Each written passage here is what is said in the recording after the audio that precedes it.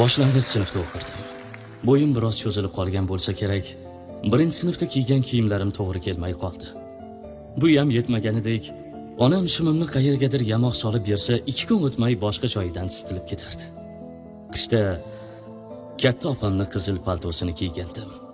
Akamning eski oyoq kiyimi bilan sinfni zo'rg'a tugatdim. Xullas, ota-onam yangi kiyim olib beradigan bo'lishdi. Bozorga otlandik. Bozor. Ulug'lar aytganidek, qorni och odam bozorga borsa to'yadi. Yemasa ham to'yadi.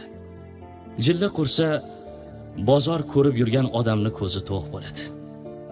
Otam bilan kiyim-kechak sotiladigan tomonni qariyb yarim kun aylandik. Har bir xaridor yonidan uzoqlasharkanmiz, otam taassuf bilan bosh chayqardi. Ko'zimga qaramaslikka urinardi. Xullas, menga to'g'ri keladigan kiyim topildi. Qizig'i, otam olib bergan shim va ko'ylak, oyoq kiyim ham ancha katta keldi. Otam, "Ay 2-3 yil bemalol kiyasan" deb qo'ydi. O'zimda yo'q xursand bo'ldim. Erta-indin maktabga borib, sinfdoshlarimga maqtanishni dilimga tugib qo'ydim. Kiyim bozoridan chiqarkanmiz, dimog'imga gup etib taomlarni hidi urildi. Ayniqsa, kabob ko'zimga olovdek ko'rindi. "Shashlik olib bering." Otamning nigohini qo'ra tomonga burmoqchi bo'ldim. "Qarang ota, menga ham olib bering, och qoldim." Bu so'zni hech bir ota ko'tara olmaydi nazarimda. Juda og'ir gap qilgandim. Otamning bir qo'lida meni yangi kiyimlarim, ikkinchi qo'li esa cho'ntagida edi. Nimalarnidir chamaladi shekilli, beixtiyor tamaddixona tomonga burildi. "Qani yur o'g'lim, bir seni shashlikka to'ydiray." Balki kenja farzand bo'lganim uchundir, otam biror marta iltimosimni yerda qoldirmagan. Oshpaz amaki bitta shapati non va 2 dona sixta kabob olib keldi. Likopchada piyoz ham qo'ydi. Men dastlab hech narsaga e'tibor qilmay, oldimga qo'yilgan taomni shoshilgancha yeb boshladim. Bitta sixini tugatgach, biroz nafsim qondi shekilli, otamga yuzlandim.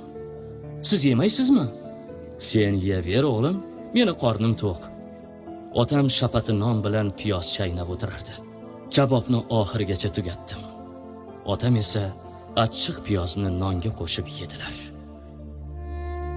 Yillar o'tsa-da bu voqeani negadir esimdan chiqara olmadim. Otam bilan bog'liq o'sha voqeani yuragim ezilib eslayman. Chunki u paytlarda otamni menga har yili yangi kiyim olishga puli yo'q edi. Bugun bolalarimni istagancha kabobga to'ydira olaman. Xohlagan kiyimlarini kiyishadi. Cho'ntagimda pulim tugaydi degan xavotirim yo'q. Otam ham tirik. Yaqinda o'sha bolalik iztiroblarimni eslab, otamga kabob olib bermoqchi bo'ldim. O'ylamang, bu bilan meni qarzim uziladi degan fikrdan mutlaqo yiroqman. Ammo insonda shunday hislar bo'ladiki, ularga izoh berib bo'lmaydi. Shunchaki yurak buni amr etadi. Zamonaviy restoranda otam ikkimiz o'tirdik. Dasturxonni 3-4 xil kabob bilan to'ldirdim. Eng noyob taomlarga buyurtma berdim. Otam bitta sixini qo'liga oldida ancha vaqt tikilib qoldi. Bir chimdim yegan bo'ldi. O'zimcha o'yladim. Otam ham o'sha voqeani eslayotganmikin? "Avoling ota?" "Bolam, bularingni yeyishga tishim yo'qda. Undan ko'ra achchiqqina ko'k choy aytsang-chi." Yuragim uzilib ketdi. Otam o'shanda ham achchiqqina piyoz bilan qorin to'yg'azardi.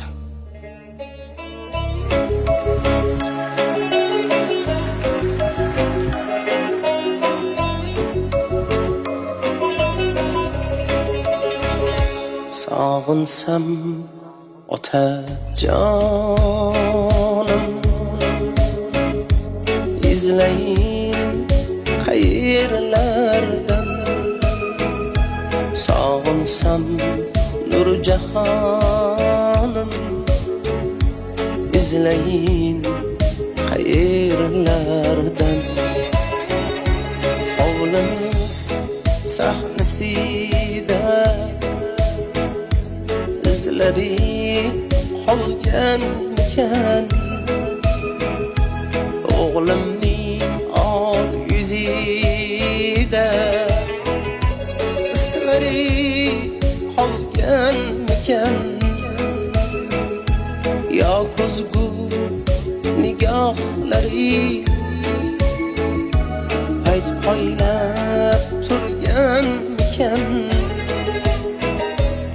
sog'insam otajonim,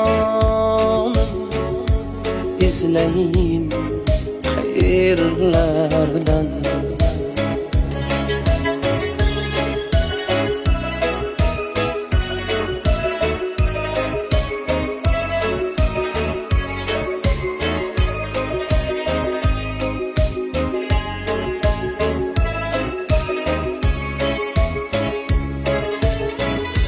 Dasturxon yozilganda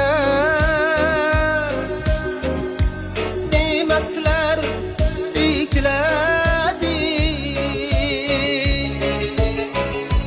termulib o'tiraman, yuragim eziladi.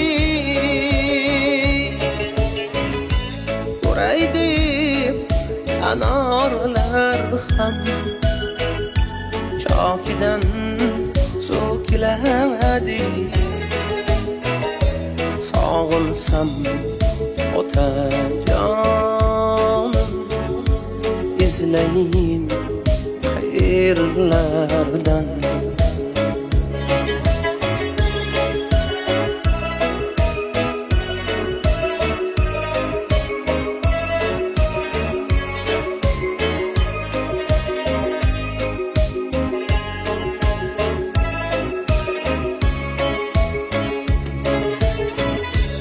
Oqsoqol otalarga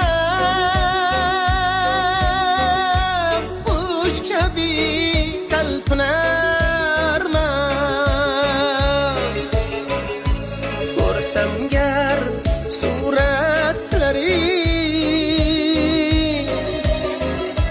suf kabi qalqinarman. Yig'lamay yashaymanu, ammo ki sog'inarman. Sog'insam otajonim, izlayin qayerlardan. Sog'insam Nurjahonim, izlayin qayerlardan.